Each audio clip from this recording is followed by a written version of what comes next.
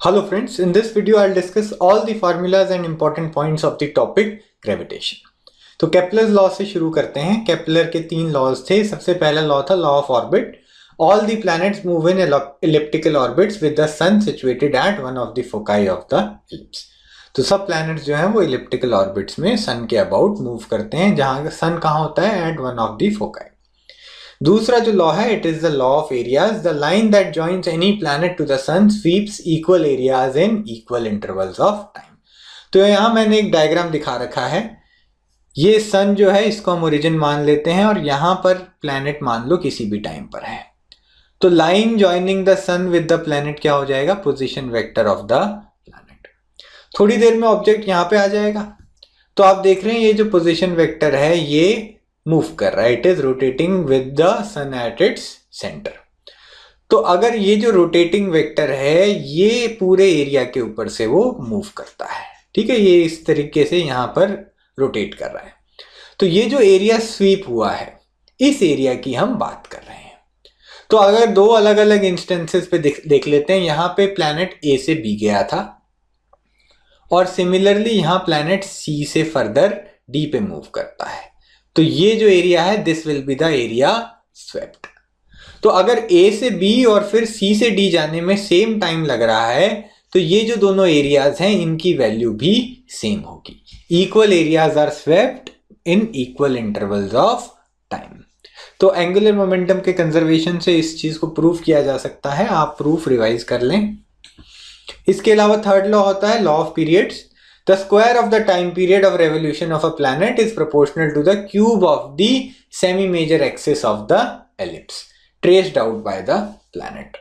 तो अगर हम सिंप्लीफाई कर लें तो यहां पर semi major axis of the ellipse जो है उसकी जगह हम रेडियस ऑफ ऑर्बिट ले सकते हैं। तो T square by R cube is constant for all the planets, ठीक है। Time period of a planet moving around the sun उसका स्क्वायर लेना है।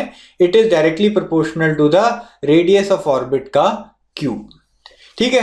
तो ये जो टर्म है ये सब प्लैनेट्स के लिए सेम आएगी। For example T square by R cube of earth will be equal to T square by R cube of Mars will be equal to T square by R cube of Jupiter. आप ध्यान रखेंगे ये formula apply करने के लिए central body same होनी चाहिए। For example तीन जो मैंने केसेस लिए तीनों में सेंट्रल बॉडी सन थी। अब मार्स जो है वो सन के अबाउट रिवॉल्व कर रहा है और मून जो है वो अर्थ के अबाउट रिवॉल्व करता है। तो उन दोनों के लिए T square by R cube को हम इक्वेट नहीं करेंगे, ठीक है। It is for all the planets orbiting the same central body. यहां पे प्लैनेट्स की स्पेलिंग प्लीज आप ठीक कर लीजिएगा। आगे मूव ऑन करते हैं।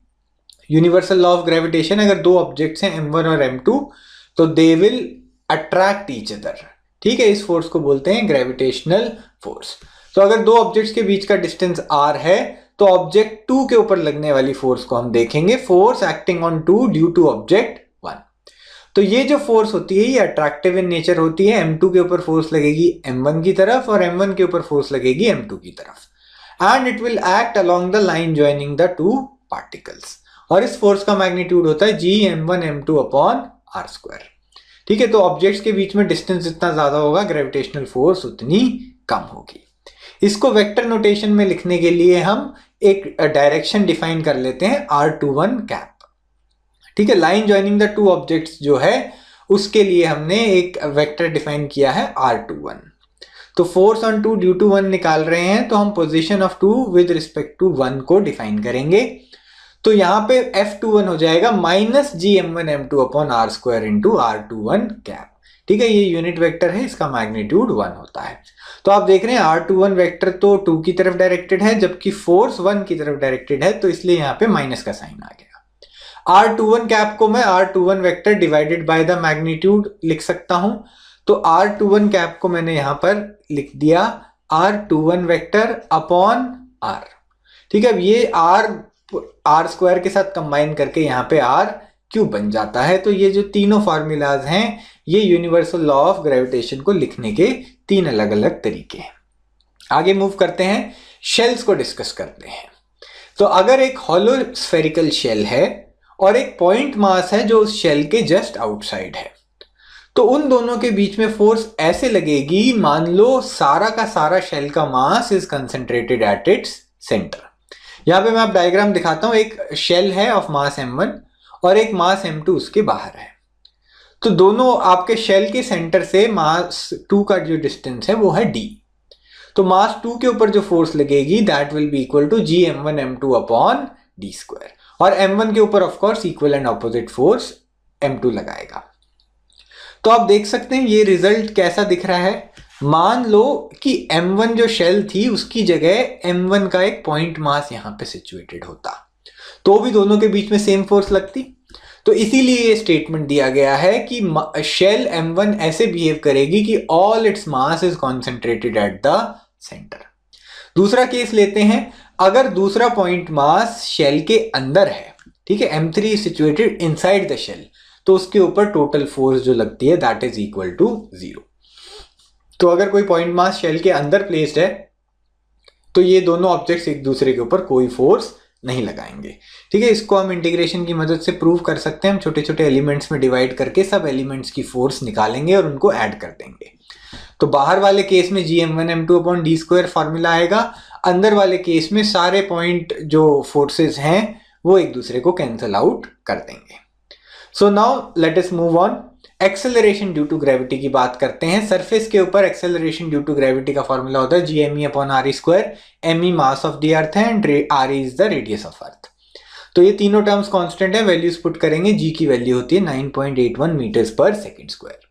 अगर अर्थ के सरफेस से थोड़ा ऊपर हम चले जाते हैं, height h above the surface, तो नई एक्सेलरेशन ड्यू टू ग्रेविटी जो होती है वो g के थोड़ा सा कम हो जाती है। सरफेस के कंपैरिजन में एक्सेलरेशन कम हो जाएगी। फॉर्मूला होता है g dash is equal to g into 1 plus h by R E to the power -2।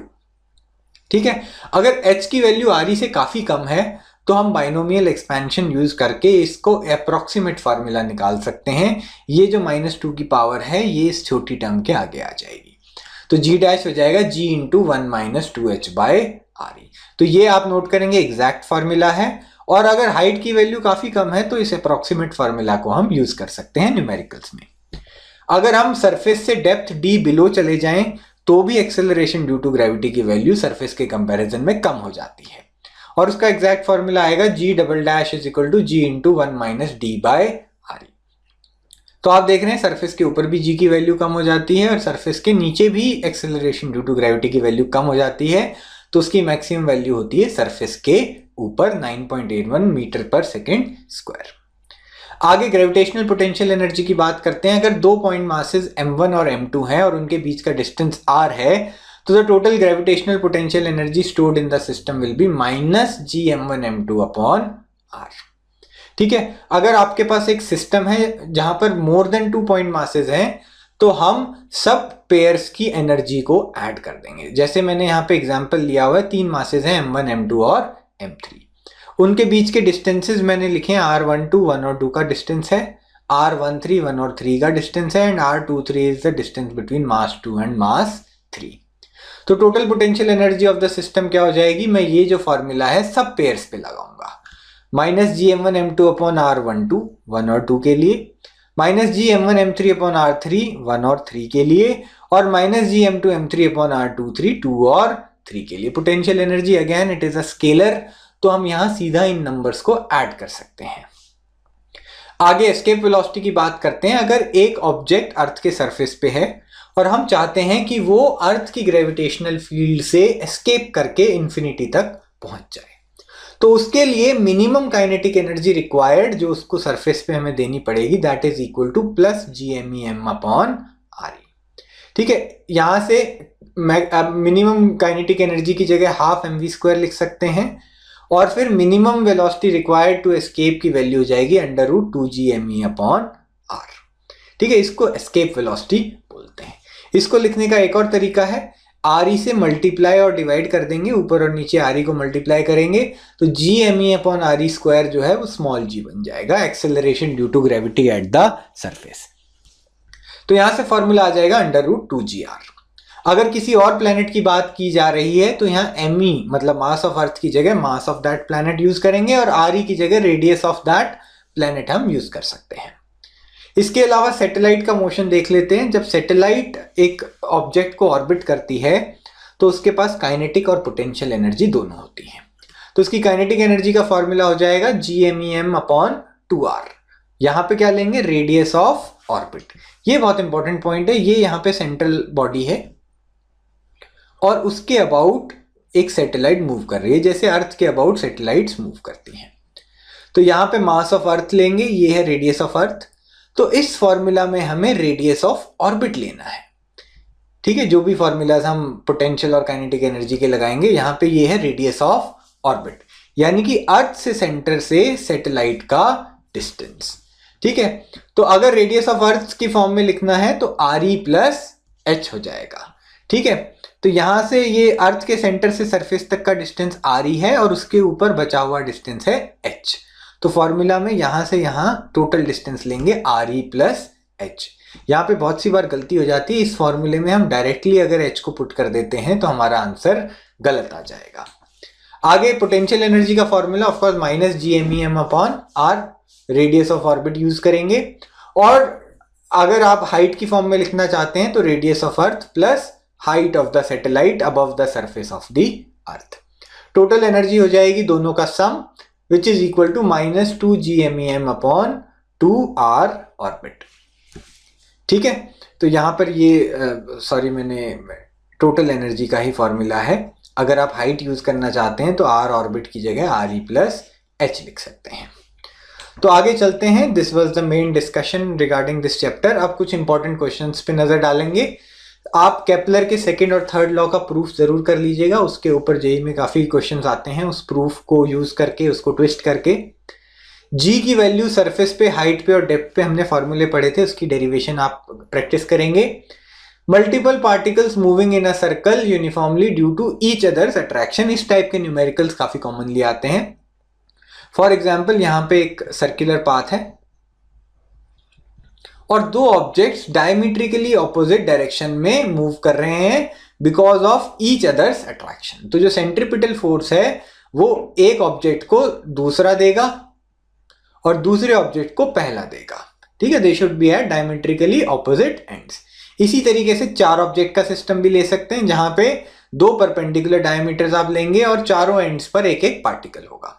तो किसी भी एक पार्टिकल के ऊपर नेट फोर्स निकालेंगे बाकी तीनों की वजह से, आप उन तीनों वेक्टर्स को ऐड करेंगे तो आपका रिजल्ट जो आएगा it will be directed towards the centre, जिसकी वजह से ऑब्जेक्ट यूनिफॉर्म सर्कुलर मोशन करेगा। तो इस टाइप के क्वेश्चंस आप डेफिनेटली रिवाइज कर लीजिएगा। इसके अलावा energy and potential of a system of particles at the corners of square, एक स्क्वायर के चारों एंड्स पे अगर चार पार्टिकल्स हैं तो सिस्टम की टोटल एनर्जी क्या होगी। इसके अलावा एस्केप वेलोसिटी से रिलेटेड डेरिवेशन और क्वेश्चंस आप प्रैक्टिस कर सकते हैं।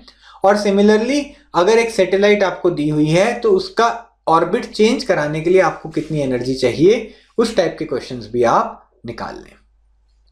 So this was the required discussion. अगर आपको ये वीडियो अच्छा लगा है तो अपने दोस्तों के साथ इसको शेयर कीजिए अपनी फेसबुक वॉल्स पे।